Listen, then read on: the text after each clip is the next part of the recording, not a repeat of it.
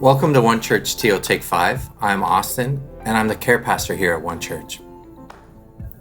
One of the many things that I find myself doing a lot these days is listening to good music.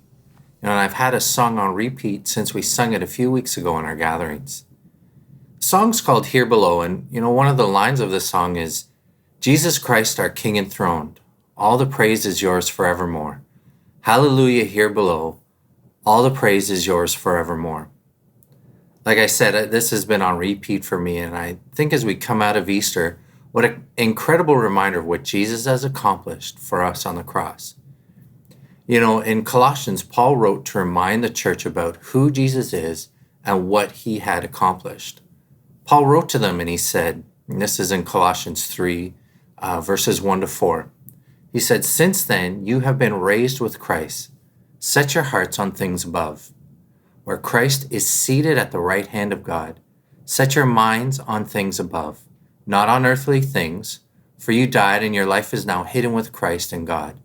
When Christ, who is your life, appears, then you also will appear with him in glory." These first 4 verses of this 3rd chapter, they're so full. There's so much that we could just glean from them. And, that just in itself, Paul reminding the church that we've been raised with Christ has such a huge implication for us as followers of Jesus. It's what an incredible reminder that during this time where we can feel, not like maybe we've been raised up, but more like we're being put under day after day. But because of this truth that we've been raised with Christ, we can set our hearts on things above.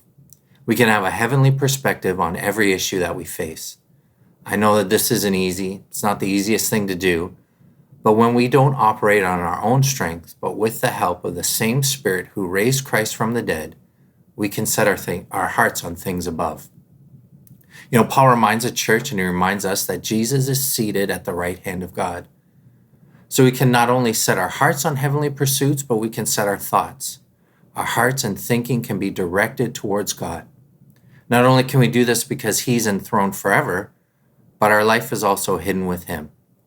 The idea here is that we have absolute security because our life is hidden with Jesus, who is seated at the right hand of God. Paul then finishes by reminding the church that we have a glorious future with Jesus. So my prayer for you today is that you be reminded of your security in Jesus, and that you would have a realization of how you've been raised up. Today, I'd encourage you to direct your heart, your affections, your thoughts towards God. Let's remind ourselves that Jesus is our King enthroned, and really there's no better response than hallelujah here below.